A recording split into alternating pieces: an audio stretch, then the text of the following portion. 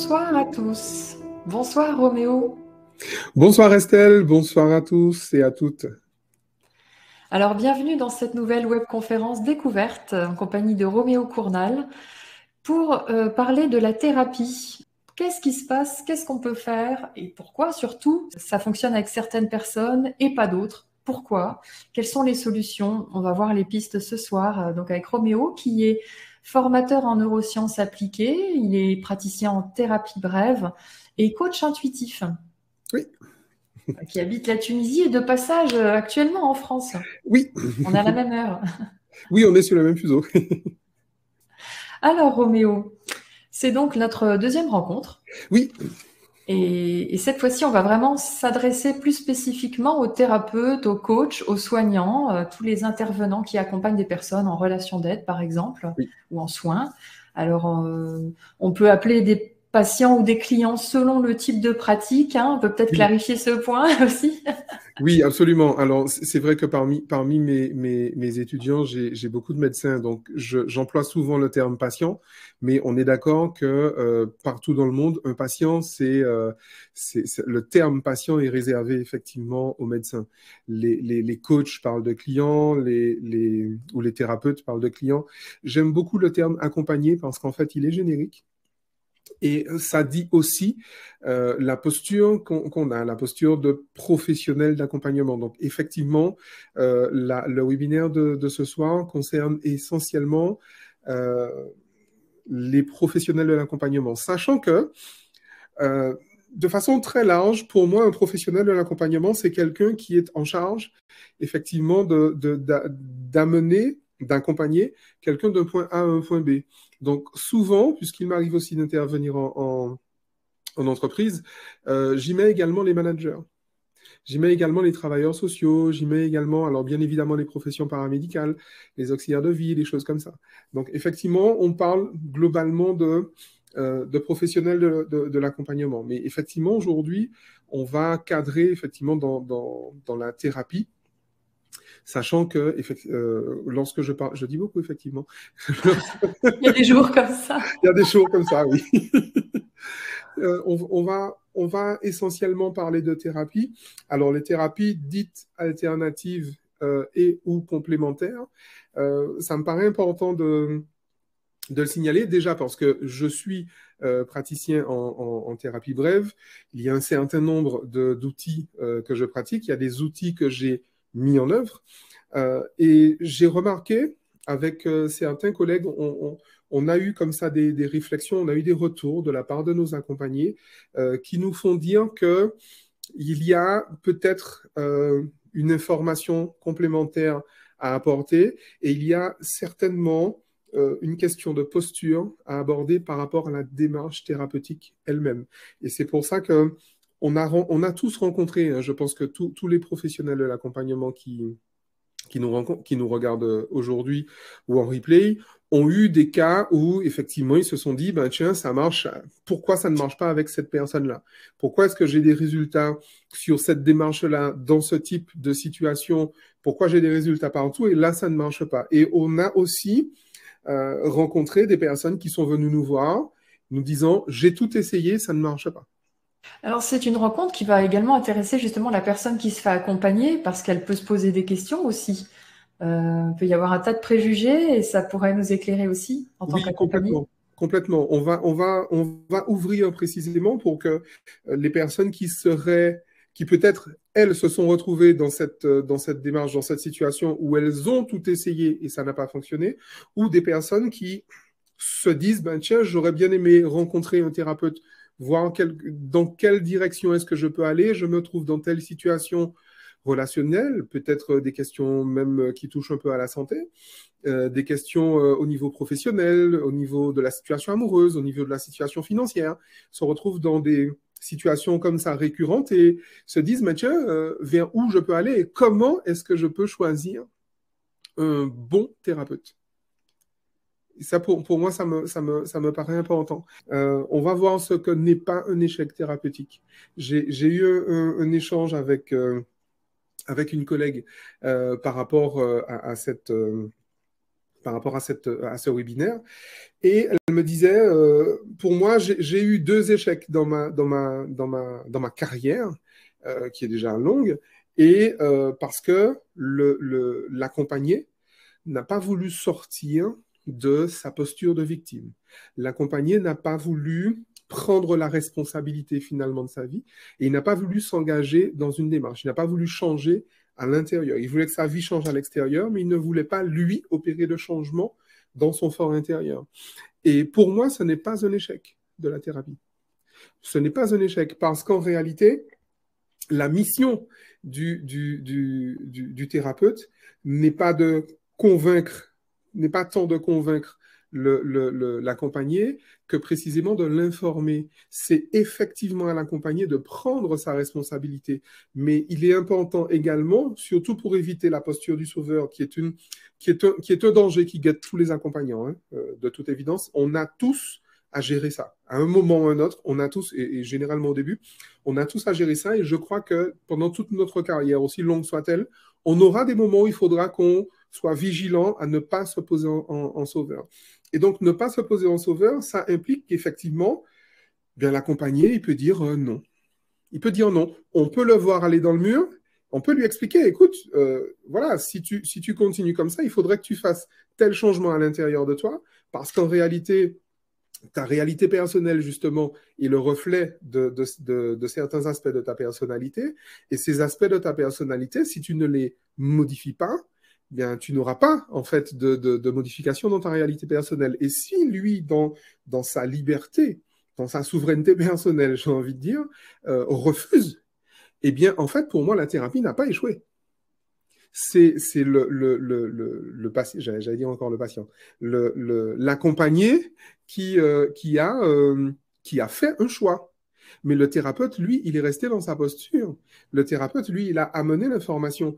Très souvent, d'ailleurs, c'est même pas très souvent, c'est systématique. Je crois que dans toutes les écoles de thérapie, c'est la première chose qu'on apprend. Le problème du patient n'est jamais celui qui l'annonce. Jamais. Le problème ne se pose jamais là où il se manifeste, comme tu Le problème ne aimes se à dire. pose jamais effectivement là où il se manifeste. Et ça, je crois que c'est extrêmement important. Et d'ailleurs, on va partir justement dans une explication accessible précisément à cette phrase parce qu'elle est belle, mais elle veut dire quelque chose. Lorsqu'un problème se manifeste, lorsqu'on va voir un thérapeute, on va avoir un thérapeute pour des problèmes, des problèmes amoureux. Tu vois, on est bientôt le 14 février, pour des problèmes relationnels, pour un burn-out, pour je ne sais quoi encore. Des problèmes, un deuil à faire peut-être, ou des choses comme ça. En réalité, on vit effectivement une difficulté. On vit concrètement un relationnel qui est problématique, on vit des choses, on vit des expériences qui sont désagréables, on est traversé par des émotions qui sont désagréables, c'est vrai, et ça, c'est palpable. On n'est pas en train de nier ça, on n'est pas en train de dire que ce n'est pas un problème. Par contre, en réalité, comme nous avons tous un cerveau, en réalité, le comportement que nous avons mis en place, le comportement que le cerveau a mis en place, est une réponse à un conflit, ce que je vais appeler un conflit neuro-émotionnel. Ce n'est pas tant l'événement qui s'est produit, le départ d'un tel, la tromperie d'un tel, la trahison d'un tel, la maladie d'un tel, ce n'est pas tant l'événement qui produit finalement le mal-être, c'est le traitement par notre cerveau qui produit ce mal-être, c'est-à-dire le discours interne que nous avons, tous et chacun, face à ce qui nous arrive. Et ce discours interne, en fait, va provoquer un mal-être. Ce qui va également renforcer finalement ce mal-être, c'est le fait qu'un certain nombre d'émotions par lesquelles nous aurons été traversés n'aura pas été extériorisées. C'est ce qu'on appelle une inscription traumatique, tout simplement. Je reprends encore une fois un exemple simple. Il y a rupture, par exemple, dans le couple. On va rester sur le thème amoureux. Saint-Valentin oblige. Il y a rupture dans le couple. Effectivement, il y aura chagrin, il y aura certainement des rappels par rapport à des expériences passées, etc. Il y a un certain nombre d'émotions qui sont extrêmement désagréables. Le problème, en fait, et d'ailleurs, pour tout dire, Estelle, toute ma démarche par rapport aux professionnels de l'accompagnement vient de là. Le souci, c'est que très souvent, dans les milieux développement spirituel, développement personnel, éveil, tout ce que tu veux, coaching, etc., on a tendance à penser qu'une vie réussie, c'est une vie sans douleur. C'était déjà le thème de notre premier webinaire. Et en fait, on a tendance à se dire que non, mais je ne dois pas ressentir ça. Après tout le travail que j'ai fait sur moi, ça c'est une phrase que j'entends extrêmement souvent. Après tout le travail que j'ai fait sur moi, je ne devrais pas ressentir ça. En réalité, je ne sais pas d'où ça vient, j'avoue, mais en fait, c'est une erreur. C'est une erreur. Parce qu'en réalité, il est important de reposer un principe de vie. Nous vivons une expérience humaine. Nous vivons une expérience duale. Nous vivons effectivement dans une expérience relative. Nous vivons dans la dualité. C'est vrai que l'erreur certainement la plus courante, particulièrement dans les milieux spirituels, c'est échapper à la dualité. Bref, on vient dans l'incarnation pour y échapper. Pourquoi pas? Mais je trouve ça un peu curieux quand même. Et du coup, on se dit que non, le bonheur, finalement, le but de la vie, c'est de ne ressentir que des émotions positives, comme s'il y en avait des négatives. Que de se sentir bien, que de vivre le plaisir, etc., etc. Se débarrasser de ces vieux démons, etc., etc. Et le souci, c'est que même des personnes, et peut-être même surtout des personnes qui sont habituées à ce genre de démarche, ce sont ces personnes qui, justement, en premier, vont dire « Mais je ne devrais pas, depuis le temps que je travaille sur moi, je pensais que j'avais pardonné à mes parents, je pensais que j'avais fait ça, je pensais que j'avais... Mais j'ai tout le travail que j'ai fait, je devrais avoir un retour. » Et finalement, rien qu'en ayant cette posture-là, on est en train de créer de la souffrance. On est en train de générer de la souffrance parce qu'on est en train de résister à l'émotion qui nous traverse. D'accord? Et donc, on crée une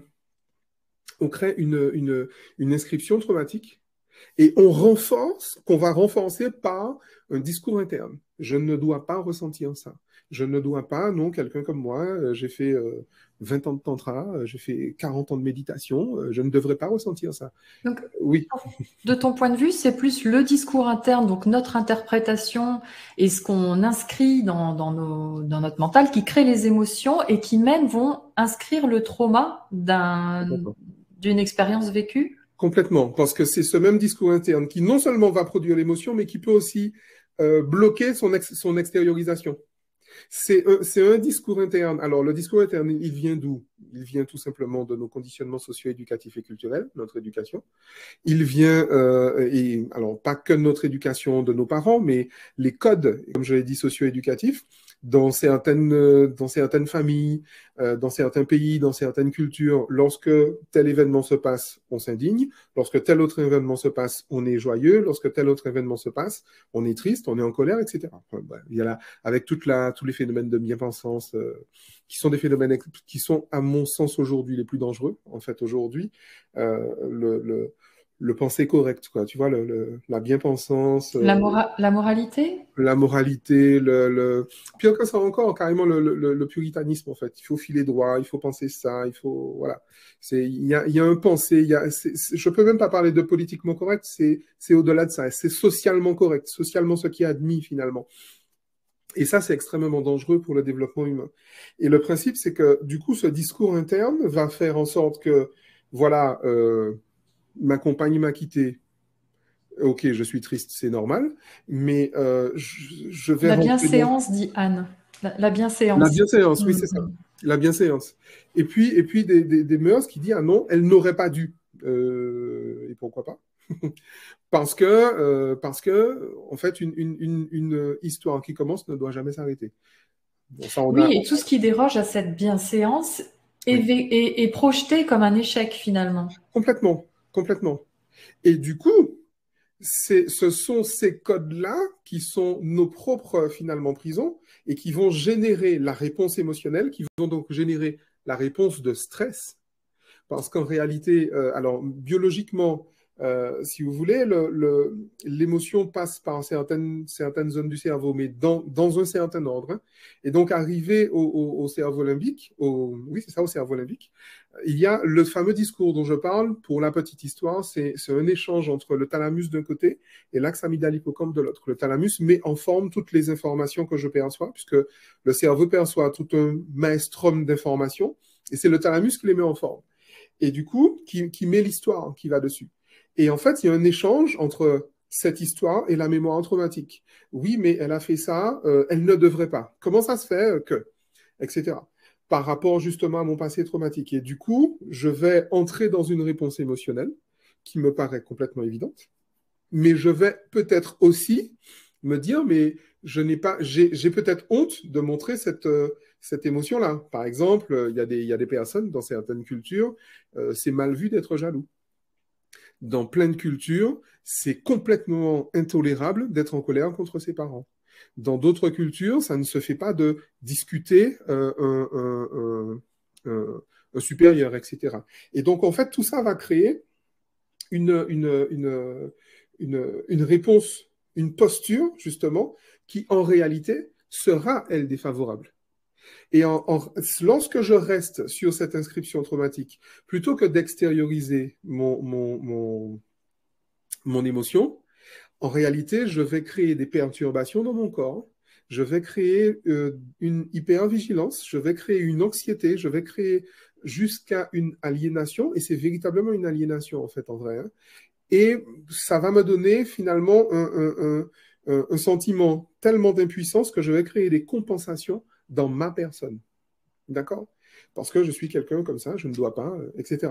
L'exemple que je prends souvent, tous mes étudiants ont entendu cette histoire 120 fois, c'est l'exemple de patient du docteur Baudin qui n'a pas pleuré la mort de son chat. Et alors, je veux bien croire le docteur Baudin parce que c'est quelqu'un qui, jusqu'à présent, dont le sérieux a été démontré. Et il dit que ce patient n'aurait certainement pas développé son cancer à la gorge s'il avait pleuré le cancer de son chat, le décès de son chat. Sauf que dans son discours interne, un homme, ça ne pleure pas. Déjà de un. Et de deux, on ne va quand même pas pleurer pour un chat. Le souci, c'est que l'émotion, elle est là. Il faut bien comprendre qu'un cerveau, un système nerveux est amoral. J'ai pas dit immoral, j'ai dit amoral. Donc, quand il y a de la tristesse, il y a de la tristesse. C'est point barre. Il n'y a pas besoin de comprendre pourquoi, ni que ce soit justifié par une La quelconque tristesse, c'est la croyance. tristesse. Il y a des choses qui sont. S'il y a bien quelque chose d'universel dans l'humanité, je crois que c'est la seule chose qui soit universelle d'ailleurs, véritablement, ce sont les émotions.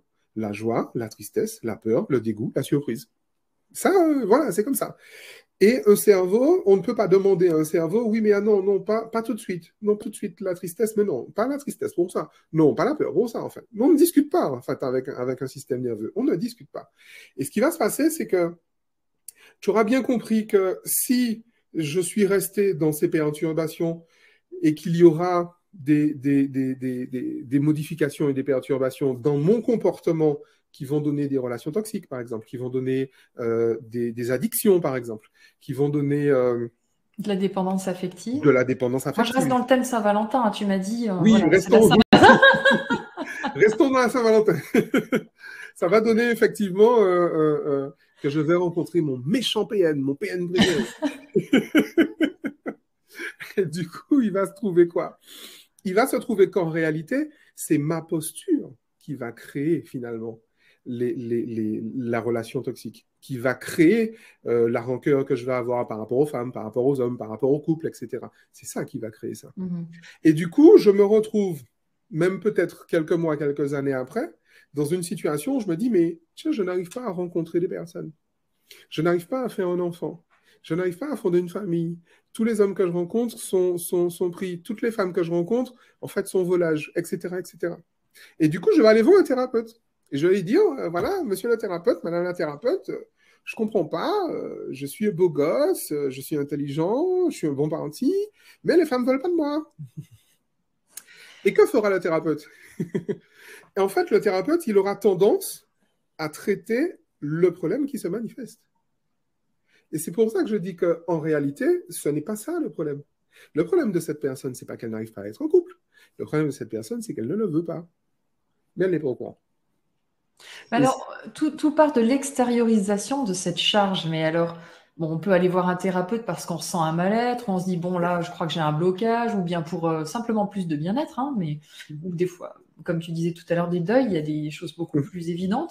Bon, déjà, il y a une démarche. Donc, la personne est quand même volontaire, mais elle peut porter une charge dont elle est inconsciente, c'est-à-dire, OK, je me mets à la place de la personne, bon, ça m'est arrivé dans ma vie quand même, hein, Mhm. donc voilà, je suis inconsciente de quelque chose, mais en tout cas, j'ai un mal-être.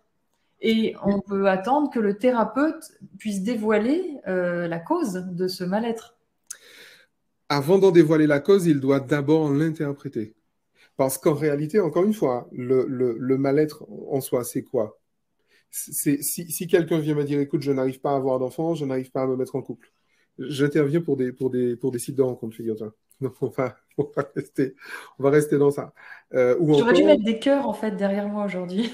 oui, oui, oui, mais oui, des cœurs roses, tu sais, avec les petits cupidons. Voilà. Et du coup, euh, la charge dont je n'ai pas conscience, en réalité, elle est assez simple à trouver. C'est Carl Gustav Jung qui disait, tant que vous ne rendrez pas conscient l'inconscient, il dirigera votre C'est vie. ça, il y a une très Et nous grosse appellerait partie ça la d'inconscient. destruction. Il y a une très, très grosse partie d'inconscient. Il y a 99% d'inconscient. Mais cet inconscient, en réalité, il est accessible. Il est complètement accessible. Il se traduit dans l'expérience de vie. Et c'est la raison pour laquelle le principe fondamental, ça faisait partie des visuels qui ont servi à la communication autour de ce, de ce webinaire. Le principe, la compétence première du thérapeute, c'est le non-jugement. Pourquoi? Et à quel moment c'est important ce non-jugement-là? Parce que en tant que thérapeute, je suis censé ne pas porter un jugement normatif sur ce qu'arrive à quelqu'un. C'est pas censé être bien ou mal. Alors, tu vas me dire, ouais, mais attends, sa femme l'a plaqué pour XY, c'est quand même pas cool ce qui lui arrive. Non, en tant que thérapeute, je suis censé retenir mon jugement. Ce n'est ni bien ni mal. Et dans tous les cas, là, on prend des cas un peu légers, mais même quand on prend des cas extrêmement lourds, ce n'est ni bien ni mal. Biologiquement, ça veut dire quelque chose, hein. Si j'arrive, si j'ai cette capacité d'être dans le non-jugement, ça veut dire que moi-même, mes neurones miroirs ont justement ont reflété la configuration neuronale du client qui est en face de moi, puisque mon accompagné, il est également en miroir avec moi. J'ai des neurones miroirs. Donc, mon accompagné me raconte quelque chose, mes neurones miroirs ont pris la configuration neuronale de l'accompagné. Sauf que moi, à l'intérieur de moi, ben ouais, ok, c'est des choses qui arrivent. Ok, c'est juste, oh, ok, il s'est fait plaquer. Très bien. Ok, elle s'est fait larguer. Très bien. Ok, elle s'est fait tromper. Ok, parfait. Elle s'est fait violer. Ok, ok. C'est un événement. C'est une expérience de vie. Maintenant, cette expérience de vie-là, elle a effectivement une mécanique sous-jacente derrière. D'accord? Surtout lorsqu'il y a récurrence, je dois être en capacité de rester, j'ai envie de dire, froid par rapport à ça. Pas, pas, pas insensible, mais froid. Okay? Rester en empathie totale par rapport à ça. Ça me paraît aussi important aujourd'hui, au moment où on parle là, de rappeler la différence entre l'empathie et la sympathie. L'empathie, c'est la capacité que j'ai à comprendre le point de vue de l'autre. La sympathie, c'est la capacité que j'ai à partager les affects de l'autre. Et c'est là où, effectivement, il y a quelque chose qui est extrêmement important, qui doit être totalement, mais c'est le cadre, si tu veux, c'est la grille de lecture d'un thérapeute. Il y a des événements, il y a des émotions. Un événement, c'est juste un fait, il y a des informations, un tel fait ça, un tel dit ça, un tel ne fait pas, un tel ne le dit pas. Et il y a des émotions qui vont avec. Et il est extrêmement important que dans la lecture même de l'anamnèse du patient, de l'accompagné, je sépare événement, émotion. Mais tu penses bien que pour que moi j'arrive à le faire pour quelqu'un, il faut que j'arrive à le faire pour moi. C'est précisément pour ça que cette compétence est une compétence personnelle, mais c'est la compétence de base. C'est véritablement une compétence. Ce n'est pas une qualité, c'est une Mhm. compétence technique de base. Comme dit Adélaïde, ça rend aussi le travail plus confortable à long terme. Et Thierry nous partage qu'il est important de rester en accueil, Complètement, voilà, d'être neutre complètement. en tant que Et, thérapeute. et d'ailleurs, comme nous sommes effectivement des êtres humains, s'il arrive que le patient me raconte une histoire et que je me retrouve moi-même bousculé dans mon fort intérieur, le thérapeute qui a la posture juste, c'est celui qui passe la main.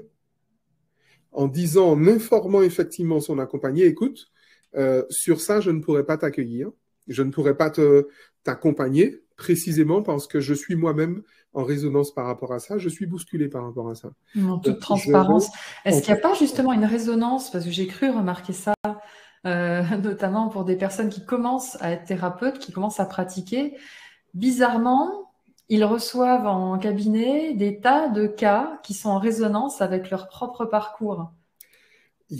Alors, je suis complètement d'accord avec tout ce que tu as dit, sauf que je ne vois pas pourquoi tu dis bizarrement.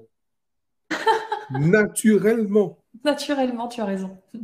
Naturellement. Et c'est pour ça que, en fait, c'est un métier qu'il faut pratiquer avec énormément, énormément de circonspection, d'humilité et, Hmm. euh, et de compétence et de conscience. Lorsqu'on a en face de soi un accompagné, on a en face de soi quelqu'un qui va nous raconter une partie de notre vie. Donc, il vaut mieux l'avoir résolu avant, en vrai. Parce qu'effectivement, c'est violent. Ça peut être complètement violent, puisque tu penses bien, l'accompagné, lui, il arrive avec sa douleur, avec son souci, avec son problème à lui. Et donc, du coup, quand en plus il a trouvé la chance, il a la chance d'avoir trouvé quelqu'un qui l'écoute, parce qu'en réalité, beaucoup de gens parlent, mais peu écoutent. Donc, forcément, s'il a pris le temps de s'engager personnellement, d'engager du temps, d'engager de l'attention et d'engager de l'argent dans un échange avec un thérapeute, c'est qu'il a envie de vider son sac. Et donc, lui, il va vider son sac, il ne fera pas attention. Et il n'a pas à faire attention. Il va vider son sac. Et du coup, le thérapeute, lui, forcément, va se retrouver face à quelqu'un qui va vider un sac, mais un sac qui lui ressemble étrangement. Étrangement. Et c'est aussi pour ça que il est bon de prendre son temps avant de, de se lancer en tant que thérapeute.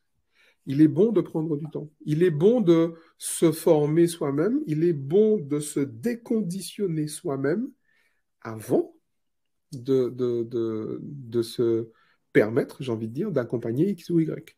D'accord? Après, on est quand même tous en cheminement. Il y aura toujours du nettoyage à faire sur notre Toujours. parcours. Toujours, toujours. Mhm. Mais justement, tu sais, En jusqu'à présent, co-création avec les accompagnés. oui, mais c'est toujours ça. Parce qu'en réalité, tu sais, ça fait 20 ans que je fais ce métier. Il m'arrive encore de recevoir des gens qui, effectivement, je sens très fortement la résonance. Sauf que, qu'est-ce que j'ai acquis avec l'expérience et avec la posture, encore une fois? J'ai acquis cette capacité d'accueillir une émotion, de me laisser flinguer par l'émotion. Ok, j'accueille. Très bien. Parce que en plus, cette croyance, ça, c'est ma spiritualité qui veut ça, ma philosophie de vie qui veut ça, c'est que si ça m'arrive en face, c'est que je peux encaisser. Donc, vas-y, encaisse. Voum. Ok, c'est cool, j'encaisse. Tranquille. Mais je n'oublie pas que je suis là pour le patient, je ne suis pas là pour moi. Donc, si je suis trop bousculé, je dis à l'accompagné, bon, écoute, ok, mais si tant que je gère, ok, c'est cool, je gère. Et j'ai effectivement cette opportunité, comme dit Franck Lobvet, de bouger quelque chose en moi. Ah, tiens, ça fait 5 fois cette semaine que quelqu'un vient me dire qu'il a des soucis avec sa belle-mère. Ah, ma belle maman chérie, comment vas-tu? Alors, rendez-vous de 9 heures, je ne peux pas vous traiter, il y a trop de résonance. Rendez-vous de 10 heures, désolé, je suis trop concernée. Celui de 11 heures, ah là, ça fait trop miroir. Donc, prochain.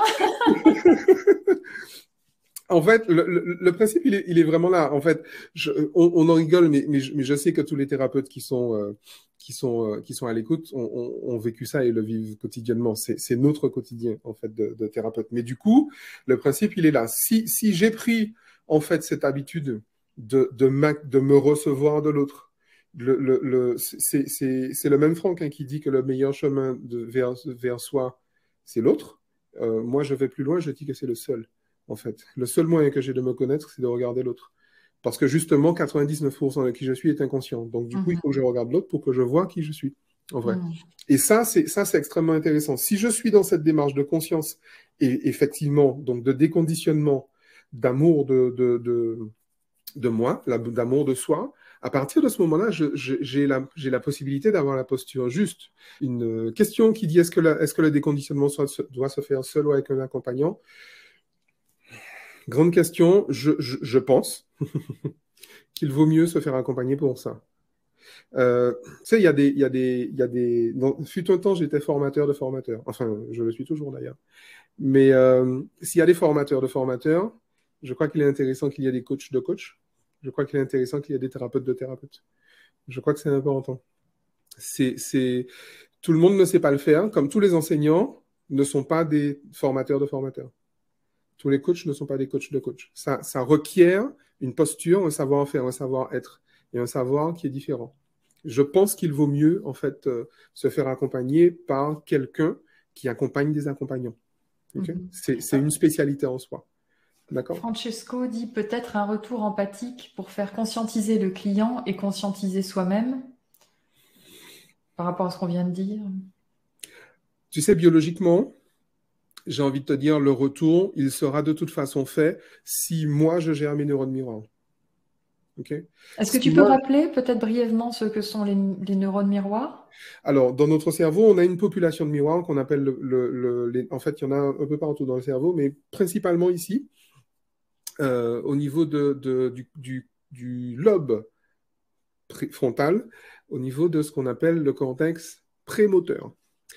Le neurone miroir, comme son nom l'indique, son but, finalement, c'est de prendre la configuration neuronale de ce qu'il voit en face. D'accord? Ce qui montre bien que le seul moyen, finalement, que j'ai de me connaître, c'est de regarder l'autre en face. Lorsque quelqu'un dit quelque chose, fait quelque chose devant moi, en fait, ou même qu'il me le raconte, pour faire quelque chose, il faut avoir une posture, il faut avoir une configuration neuronale. Je prends mon téléphone, il y a une configuration neuronale qui va avec ça. Je prends le stylo, il y a une configuration neuronale qui va avec ça. Et donc, lorsque je vois quelqu'un prendre son téléphone et son stylo, mes neurones miroirs prennent la configuration neuronale de la personne qui prend, qui pose le geste.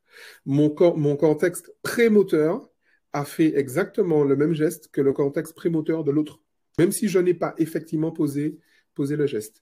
Et ce qui va se passer, c'est quoi? C'est que la réaction émotionnelle finalement que je vais avoir ne va pas dépendre du fait que l'autre a posé l'acte, mais du fait que j'ai posé l'acte, parce que c'est mon cerveau qui l'a posé. D'accord? Et c'est ça qu'il est important de redire. C'est extrêmement concret ce que je dis.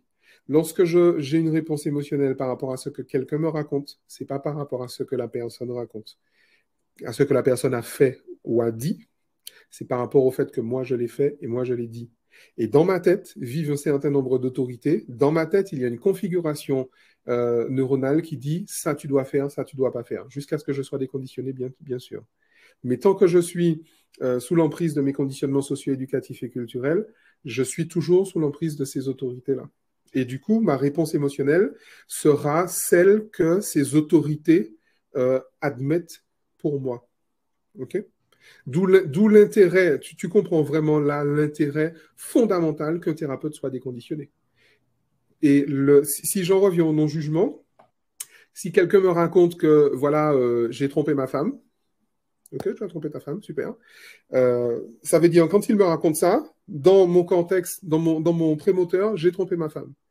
Mais comme j'ai aucun problème avec le fait de tromper ma femme, c'est un truc qui est possible, ça fait de moi un être humain. Les êtres humains trompent leur femme, les êtres humains sont fidèles. Et je n'ai aucune charge émotionnelle ni sur l'un ni sur l'autre.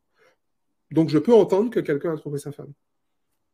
Et du coup, comme je n'ai pas, moi, ce conditionnement, l'information passe directement au niveau du néocortex. Et là, on peut analyser, là, on peut parler, là, on peut réfléchir. Alors, comment tu te sens? Qu'est-ce qui se passe? Machin, etc., etc., etc. OK? Et ça, c'est extrêmement important. C'est biologique, hein, c'est pas mon avis hein, sur la question. Je suis pas en train de donner mon avis. C'est pas une posture. Non, c'est une biologie. C'est vraiment une biologie. Et du coup, et on n'y peut rien, hein, je veux dire, le créateur a fait comme ça et manifestement, il a bien fait. Et le fait est que on compose en fait avec ça. Et donc, du coup, je dois, moi, garder cette possibilité d'empathie. C'est pas un grand mot, hein, c'est pas juste une vertu, c'est pas un truc qui fait beau. C'est biologique, l'empathie. Donc là, on a décrit des compétences qui permettent de poser un contexte permettant à l'accompagner une vraie prise en charge et Oui, de l'amener vers la source du vrai problème, puisque nous disions tout à l'heure, oui. hein, que dans ta citation, que le problème ne se manifeste jamais là où il se pose. Ça signifie donc que la personne arrive chez le thérapeute avec un problème qui l'expose, mais selon toi, tu dis que ce n'est pas le vrai problème, ce n'est pas la cause de son mal-être. Ce n'est que la manifestation. Alors, comment est-ce que on remonte le fil? Alors, déjà, avant de remonter le fil, on est d'accord que, du coup, je ne dis pas qu'il ne faut pas traiter la manifestation. Enfin, personnellement, je ne le fais pas. Mais on peut se retrouver dans des situations d'urgence où, effectivement, le patient a besoin d'une assistance, surtout émotionnellement. Il a besoin, effectivement, de cette assistance tout de suite. Comme des crises de panique respiratoire, ce genre Par de exemple, choses? Par exemple, des crises d'angoisse, des pensées suicidaires, et des hyperphagies, des dérèglements du comportement alimentaire, etc. Ou sexuel ou autre. Des addictions, par exemple. Ok. Donc, il peut effectivement être en besoin d'écoute là tout de suite. Il est en besoin d'assistance. Et du coup, qu'est-ce qu'on va faire? On va justement prendre un certain recul et on va écrire. Alors, il y a des outils pour ça. Il y a un outil que j'ai développé pour ça qui va permettre justement de séparer d'un côté les émotions, de l'autre côté les événements. Et à partir de ce moment-là, une certaine grille, je vais également sortir du raisonnement. Alors, on sort du jugement et en plus on sort du raisonnement. Ça fait beaucoup, hein, quand je vous dis que c'est un métier qui demande des compétences, c'est très fort. On sort du raisonnement. Pourquoi? Si je raisonne, je vais forcément tomber à côté. D'accord? Pourquoi? Parce que la partie du cerveau qui a mis en place le comportement est une partie qui n'utilise ni le langage, ni le raisonnement. Il faut savoir que la dernière chose qu'un cerveau fait, c'est raisonner. Le comportement est déjà mis en place quand l'information arrive au niveau du cortex préfrontal, qui est le siège du raisonnement. Mais le comportement est déjà mis en place. D'accord? Et en plus, la chose que fait le moins un cerveau, c'est raisonner. Okay. Je pense que c'est pour ça que nos sociétés modernes sont aussi malades. On a mis trop, on a donné trop de place au raisonnement, alors que la biologie n'a pas donné cette place au raisonnement. Encore une fois, c'est 1% de l'activité du cerveau. Le cerveau a tellement d'autres choses à faire que raisonner, mais tellement d'autres choses à faire.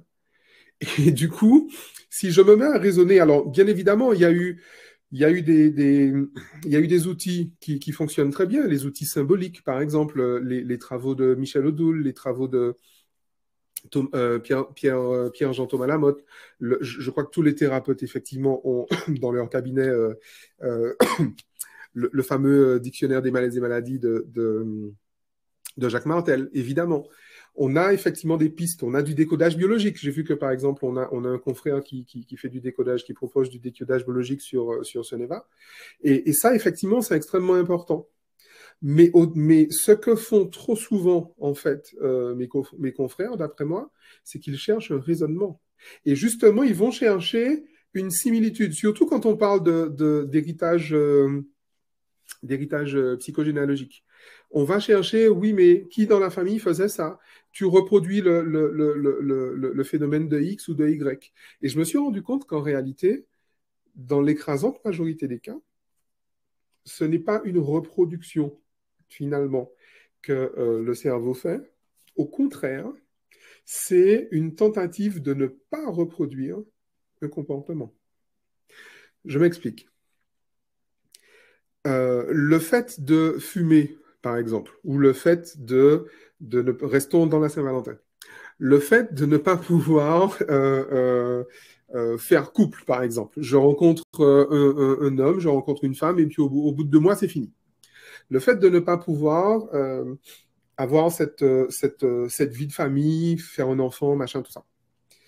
Bien évidemment, je vais chercher autour de moi et je me rends compte certainement que ben, pour maman c'est pareil, pour grand-mère c'est pareil, etc., etc. Et c'est vrai. Sauf que, et c'est pour ça que bien des gens se perdent finalement dans ce genre de voie.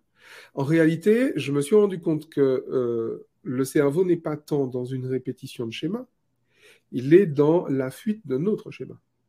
C'est-à-dire que, en réalité, si le cerveau ou le système nerveux ne veut pas, en fait, que j'ai un enfant, ne veut pas que j'ai une vie de famille, ne veut pas que j'ai une relation amoureuse stable et durable, c'est précisément pour éviter autre chose derrière.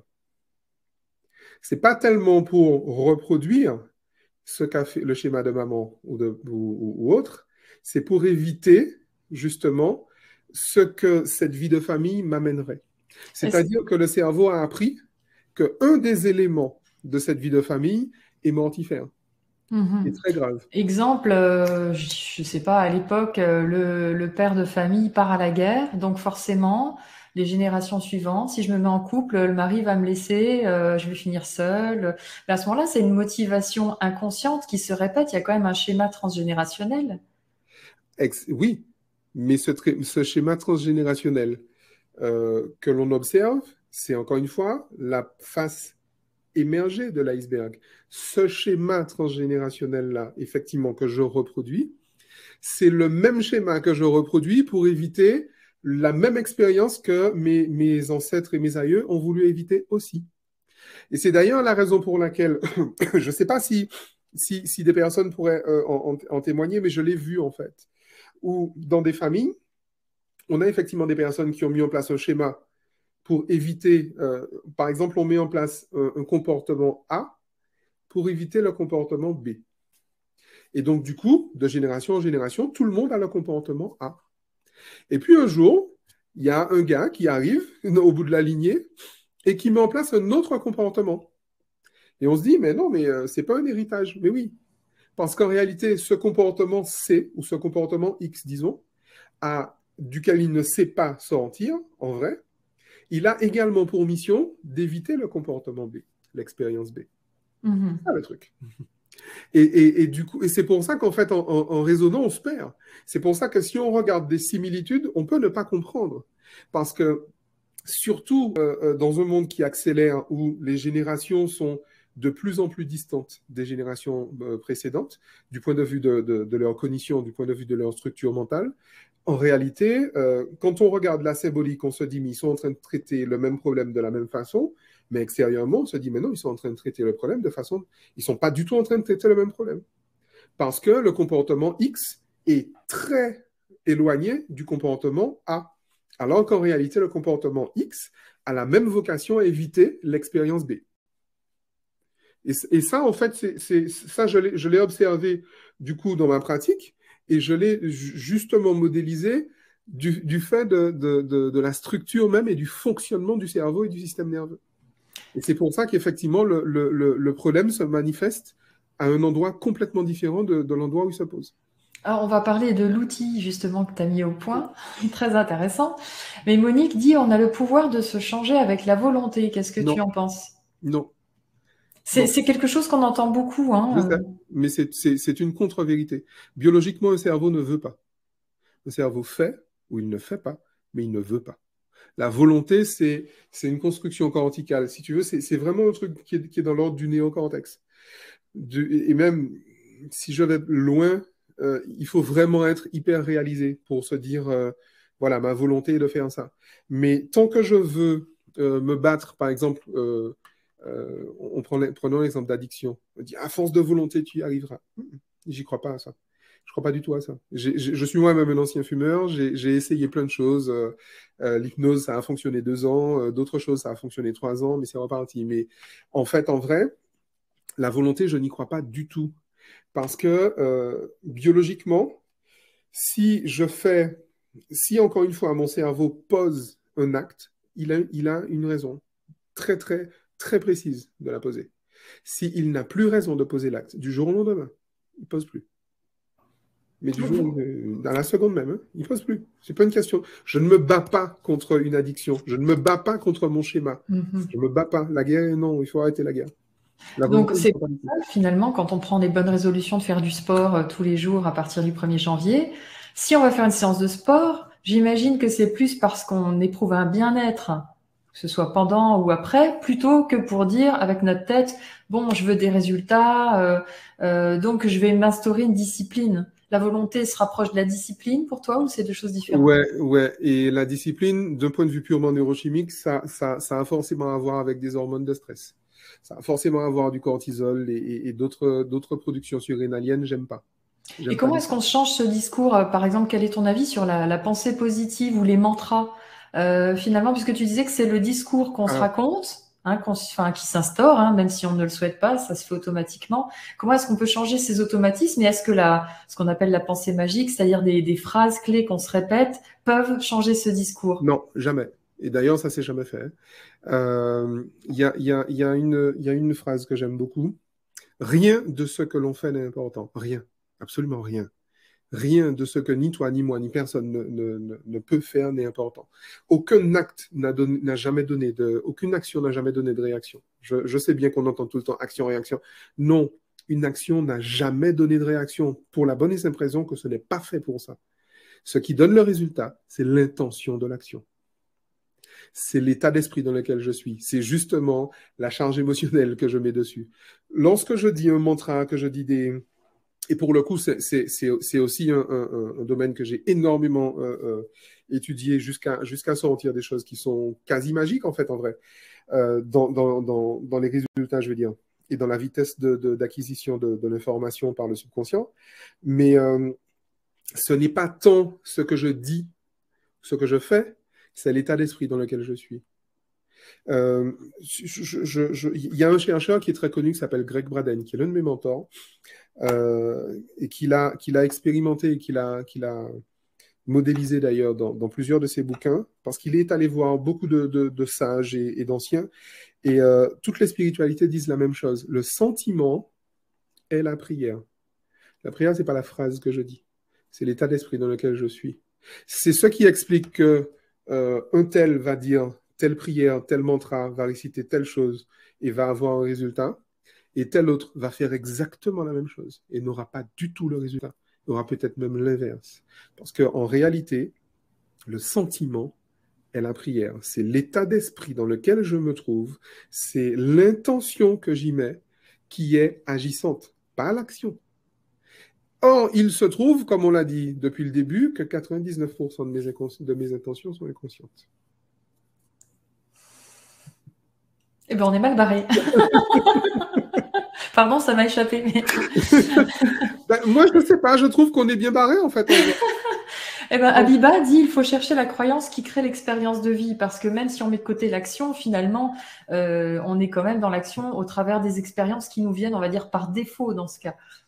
Complètement. Mais alors, on va définir quand même croyance. C'est quoi une croyance? Neurologiquement, une croyance, c'est la charge émotionnelle qui est associée à une information. C'est ça une croyance. C'est ce que mon corps produit comme réponse émotionnelle, c'est-à-dire comme neuropeptide, comme neurotransmetteur, en contact avec une information. C'est ça une croyance, c'est pas autre chose. D'accord? Et une expérience, c'est la même neurochimie que mon corps met en contact avec l'événement. C'est ça, en fait, une expérience. C'est la raison pour laquelle, finalement, le but de toute thérapie, c'est quoi? C'est de modifier la charge émotionnelle qu'il y a sur l'expérience. Une femme qui a été violée, un viol, c'est un rapport sexuel. D'accord? Non désiré peut-être, mais c'est un rapport sexuel. Okay?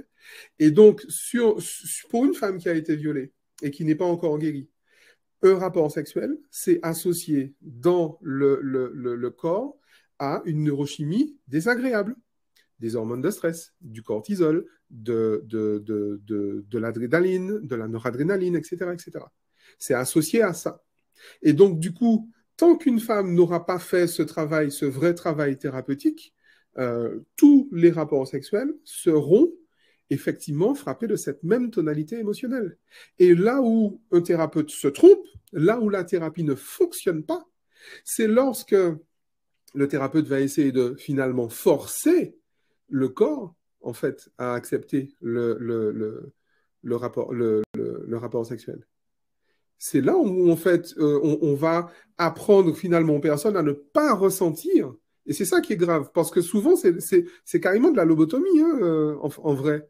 Même dans des démarches avec des outils très nobles, y compris des outils spirituels, y compris des outils même ésotériques, on est dans une démarche, finalement, on va lobotomiser, finalement, la pauvre femme.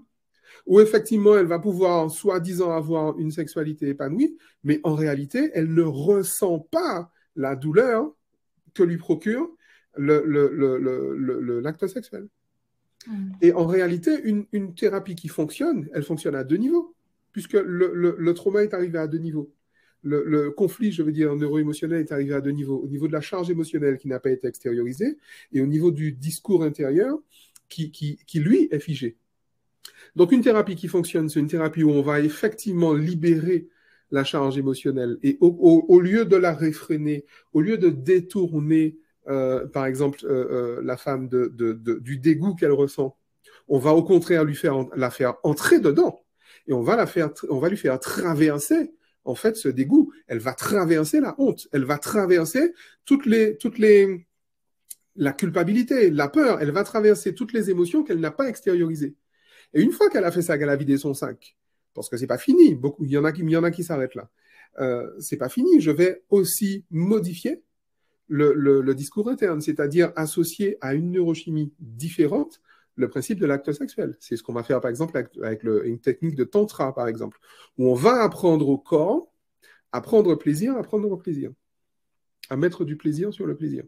Parce qu'un acte sexuel, de toute évidence, déclenche des réactions de plaisir. D'accord? Mais ces réactions de plaisir automatiques peuvent être associées à une neurochimie désagréable. C'est pour ça qu'on peut se retrouver, par exemple, avec des gens qui sont phobiques de l'orgasme. Je l'ai vu, ça. D'accord? Et du coup, la démarche thérapeutique juste va effectivement viser à séparer, à bien filtrer, en fait, qu'est-ce qui est de l'ordre, qu'est-ce qui relève de l'événement et qu'est-ce qui relève de la charge émotionnelle.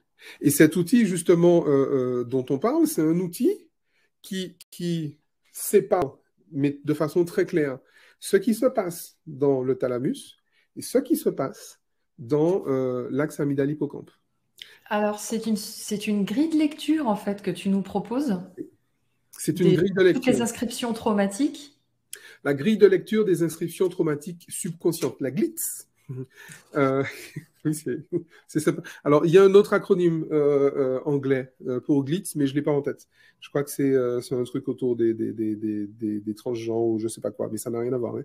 Donc, la GLITS, c'est bien en français, la grille de lecture des inscriptions traumatiques subconscientes. Comme son nom l'indique, c'est une grille de lecture. Donc, ce n'est pas une grille de raisonnement. D'accord? On lit. On écrit une information ici, une autre là, une là, une là, une là, et après on lit. Et pourquoi est-ce que c'est une grille? Parce que précisément, c'est un outil qui nous permet d'échapper au raisonnement. Parce qu'encore une fois, si je raisonne, je me plante.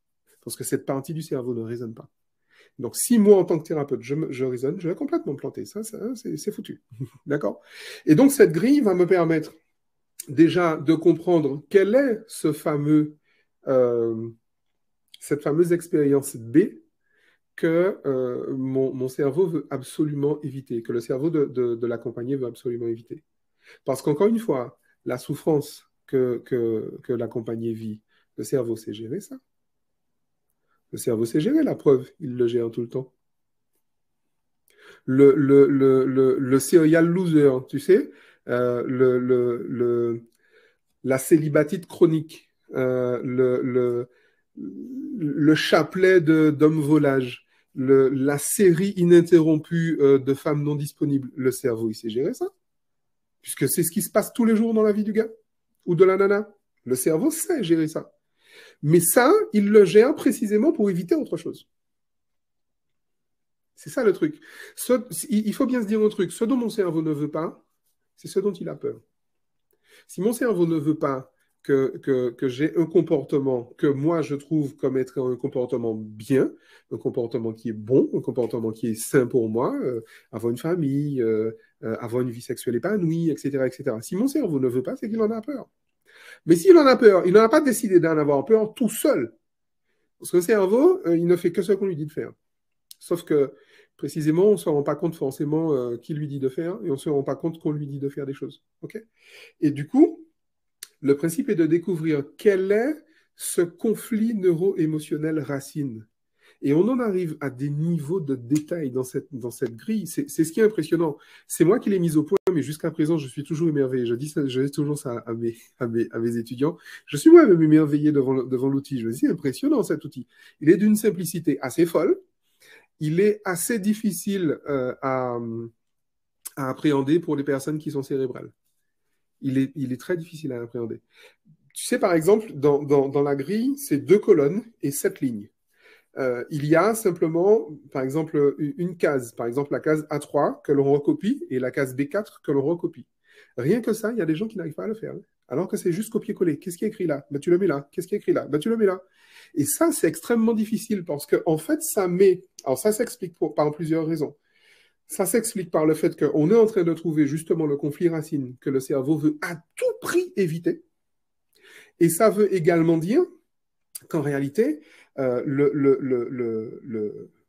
tant le patient que le thérapeute sont en train justement de sortir de leurs propres schémas mentaux, en vrai. Et c'est pour ça qu'on ne peut pas le faire, en fait, mentalement. Même moi, jusqu'à présent, j'essaie de le faire de tête, j'y arrive pas. On ne peut pas le faire, parce que de tête, je vais forcément réfléchir, je vais forcément raisonner.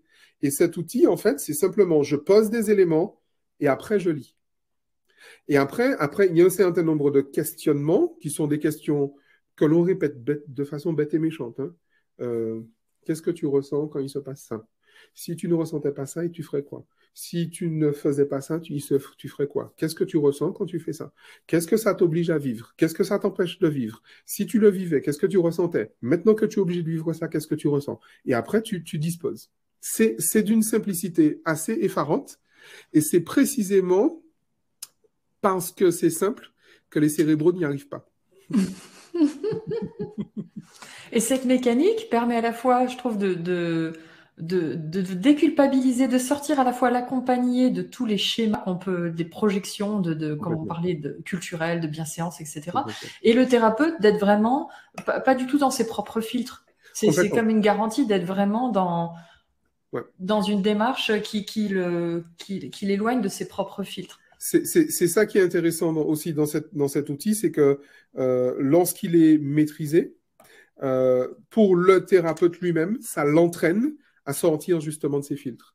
Non seulement pour utiliser l'outil, il faut en sortir, mais quand on le maîtrise, on se garde justement les tentations, parce que les tentations sont forcément grandes. On vit dans un monde moderne, on est des cérébraux, on est des gens intelligents. En plus, on se dit, oui, mais j'ai une raison, j'ai un cerveau, c'est pour l'utiliser. Oui, d'accord, mais sauf qu'encore une fois, ton cerveau, il passe 1% de son temps à raisonner. Donc, si toi, tu passes 90% de ton temps à raisonner, tu es à l'envers de la vie. Si tu es à l'envers de la vie, il ne faut pas te surprendre que tu sois en souffrance, en fait, en vrai. Il ne faut pas être surpris par ça.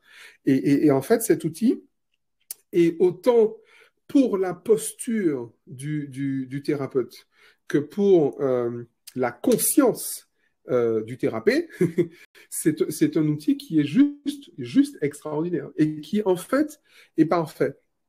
Parce qu'encore une fois, il n'y a pas de raisonnement. Donc, il n'y a pas d'interprétation possible. Et c'est ça qui est intéressant. C'est une grille de lecture. Il n'y a pas de oui, mais peut-être que si, oui, mais peut-être que non. Non, c'est simplement écrit. Il ne veut pas, il ne veut pas.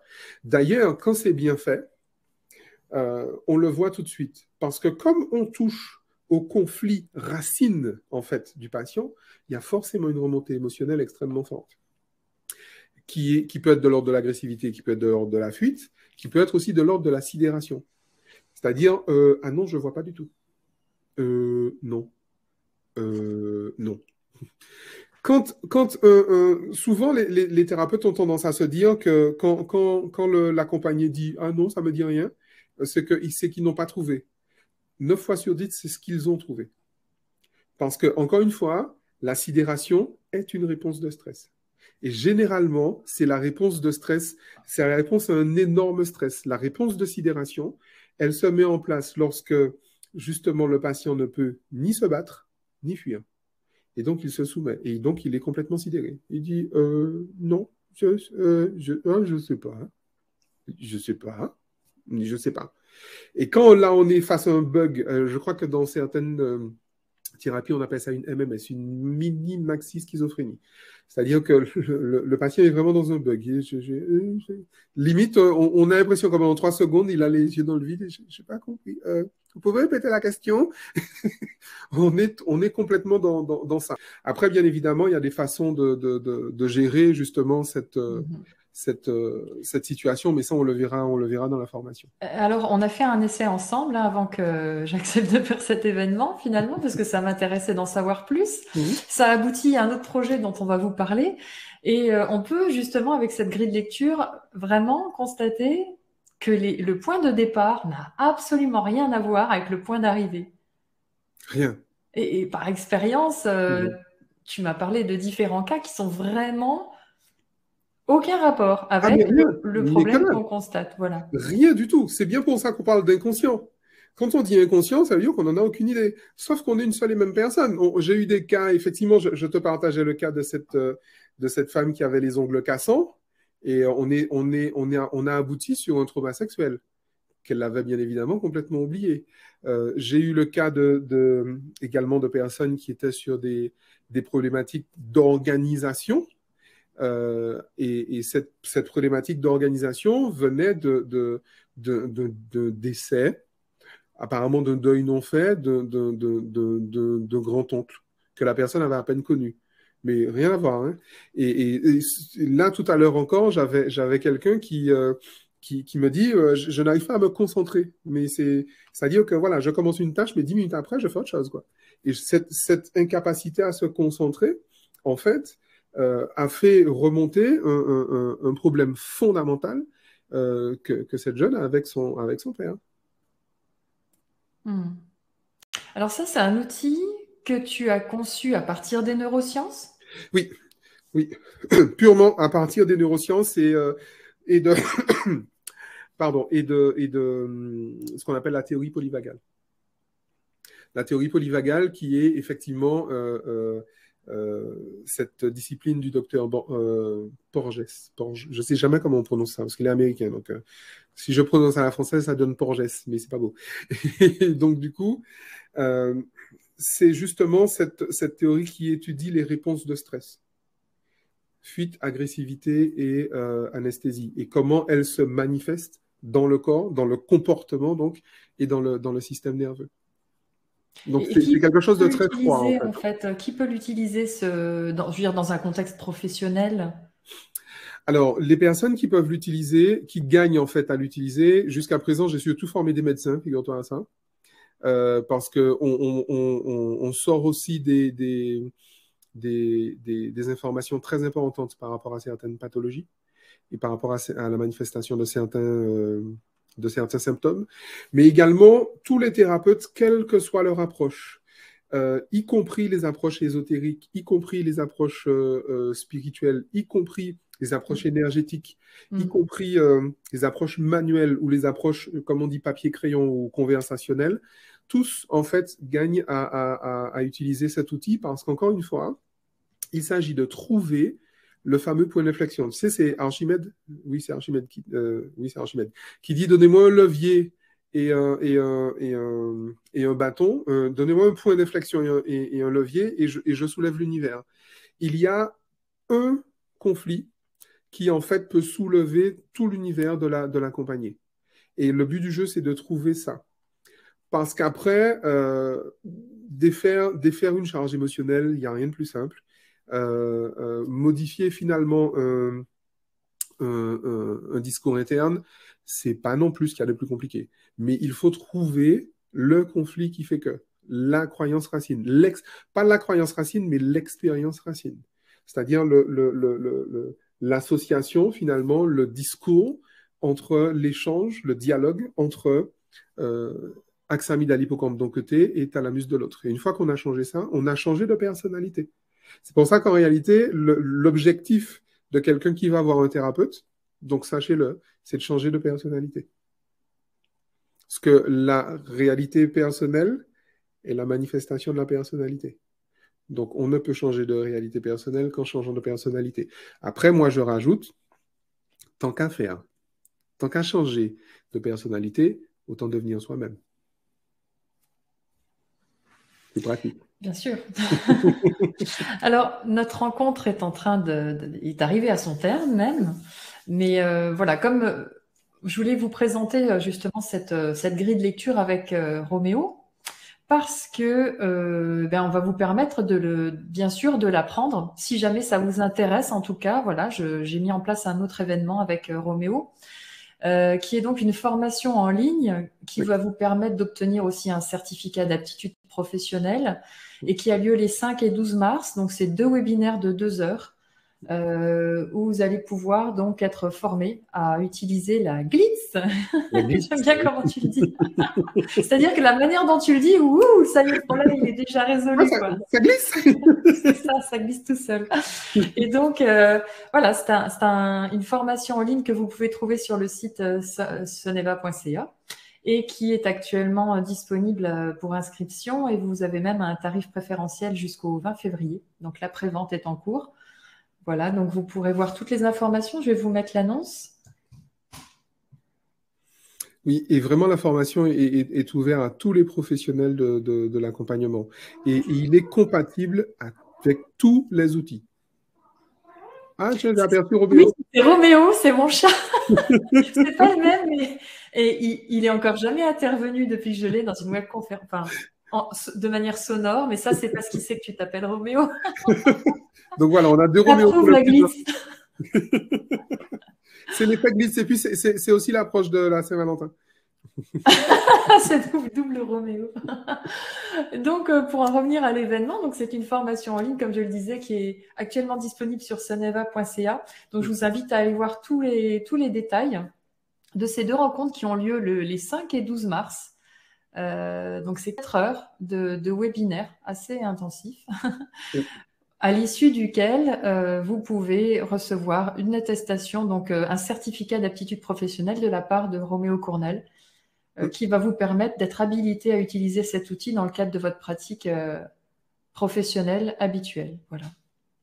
Voilà, alors je n'ai pas bien compris la question de Soleil Levant qui dit ne run miroir blessure de rejet, mais quoi qu'il en soit, la grille permet d'aborder justement toutes les blessures. Il y a rien qui échappe en fait à ça. C'est vraiment quelque chose qui est à la base même du fonctionnement du cerveau. Donc on peut absolument tout trouver. Et encore une fois, avec un niveau de détail qui est vraiment surprenant. Vraiment. Je te remercie beaucoup, Roméo, de nous avoir présenté aussi clairement un outil de résolution des charges émotionnelles qu'on a accumulées quand même depuis notre incarnation. Donc, on a toujours du travail. Oui. Et puis, c'est un gain de temps et d'efficacité, je trouve, pour les thérapeutes et à la fois pour les accompagner. Énorme, vraiment énorme. J'ai réduit moi-même de 70% le temps moyen du parcours thérapeutique pour les personnes que j'accompagne, quels que soient les cas. Hein. J'accompagne beaucoup des personnes qui sont en burn-out, des personnes qui sont dans des relations toxiques, y compris des relations violentes, perversion narcissique, etc. Et en réalité, vraiment, en moyenne, j'ai réduit de 70%. Bon, le temps de parcours thérapeutique. Donc, c'est vraiment un pas en avant pour rendre la personne autonome dans sa vie et qu'elle puisse passer à une autre étape, quoi. Complètement, vraiment. Le but, c'est pas de les rendre captifs. C'est au contraire de les voir partir le plus vite possible. Pour arrêter cette résonance le plus tôt possible. Absolument. Les meilleurs thérapeutes sont ceux qu'on voit le moins.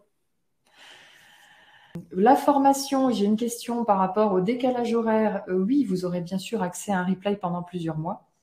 Donc ça, vous pouvez le retrouver dans l'annonce. Est-ce que j'ai mis? Oui, l'annonce, je l'ai mis, je vais la remettre. Voilà. Et puis, je vous invite également à aller visiter le site de Roméo. Donc, roméocournal.fr. Oui. Et les différents réseaux, Roméo Cournal, coach intuitif. Voilà, il a également une chaîne YouTube. Et un compte Instagram avec de magnifiques visuels faits par Estelle. Merci de les avoir partagés. Mais vraiment, ils sont super beaux. Autant les phrases sont de moi, mais autant les visuels sont d'elle, et c'est vraiment très très beau. Merci. Je continuerai de vous transmettre des pensées de Roméo pour venir un peu éclairer nos journées, je dirais nos. Eh bien, je vous souhaite une très bonne soirée. Merci à vous tous. Merci à tous. Merci à tous. Merci Estelle. Et au plaisir. Bonne continuation. À très bientôt. Au revoir. Au revoir.